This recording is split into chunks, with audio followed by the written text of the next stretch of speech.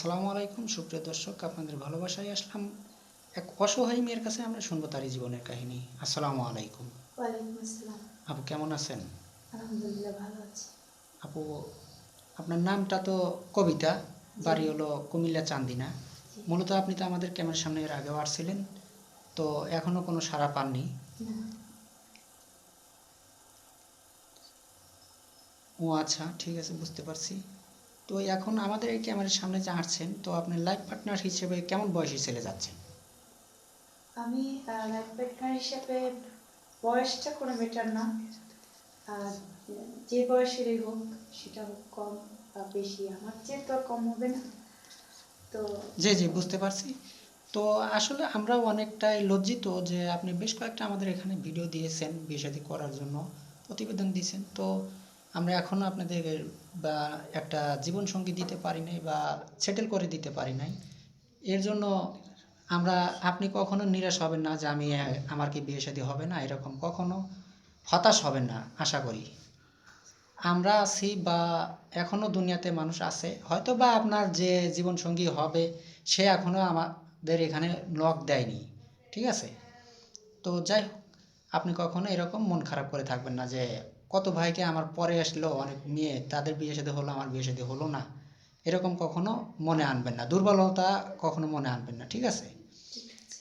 তো আপনার পরিবারে যেন কে কে আছে আর একটা বার বলেন। আমার নানু আছে। আপনার নানু আছে, মা বাবা তো নেই না? না। বাহ!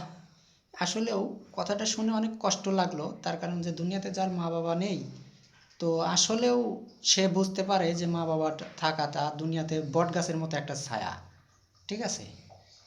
তো এখন আপনার কষ্টের কিছু কথা তুলে ধরেন, আপনার মা বাবা কেমন ছিল বা আপনার মা বাবা থাকতে আপনি কেমন থাকতে পারতেন, এটা একটু তুলে ধরেন যে আপনার মা বাবা যদি থাকতো তাহলে আপনার তো এখানে আসতে হতো না, সেই হিসাবে জি, একটু আমার কথা বলেন। বাবা মা যখন ছিল তখন ভালোই ছিলাম, আলহামদুলিল্লাহ। তারপরে বাবা মা যখন মারা গেল তখন থেকেই আর কি আমি নিজের আপসেট হয়ে গেলাম, নানুর কাছে থাকতেছি। ইচ্ছা করলেই অনেক কিছু আশা পূরণ করতে পারি না। পড়াশোনা বন্ধ হয়ে গেছে, পড়াশোনা চালাইতে পারতেছি না। তারপরে আর নিজের মতো করে চলতে পারতেছি না, নিজে একটু সুন্দরভাবে চলতে পারতেছি না, এই আর কি। জি জি, বুঝতে পারছি। মানে অনেকটাই আনইজিবল আনইজিবল, মানে ভাবেন যে আসলেও আমি, আমার বাবা মা থাকলে আমি অনেক আনন্দ উল্লাস, বা যার মা জি। বাবা আছে তারা যেভাবে চলাফেরা করে ঠিক আমি ওইভাবে চলাফেরা করতে জি, পারতাম। আমি ওইভাবে চলাফেরা এখন করতে পারতেছি না, চাইলেও পারি না। জি জি, বুঝতে পারছি। মানে এরকম আপনাদের সামর্থ্য বা অর্থ নেই নাকি? না। ও আচ্ছা। তো যদি অনেক প্রবাসী ভাইয়ের বয়সটা একটু বেড়ে গেছে, যদি আপনার দায়িত্ব সে নিতে চায়, তো আপনি কি তাকে গ্রহণ করবেন? বয়সটা হয়তো বা একটু বেশি হয়েছে বা তার সমস্যা নাই। তার উনি স্ত্রী আমার মারা দায়িত্ব, গেছে।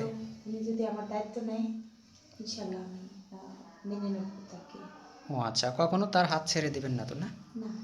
ও আচ্ছা, মাশাল্লাহ, অনেক সুন্দর কথা বলছেন। তো আপু, আপনার তো কোনো ফোন নেই ভাইয়া? এর আগেও ভিডিওতে বলা হয়েছে, মেয়ের কাছে থেকে জিজ্ঞাসা হয়েছিল যে মেয়েটার কোনো ফোন আছে কিনা। আদৌ কোনো ফোন নেই।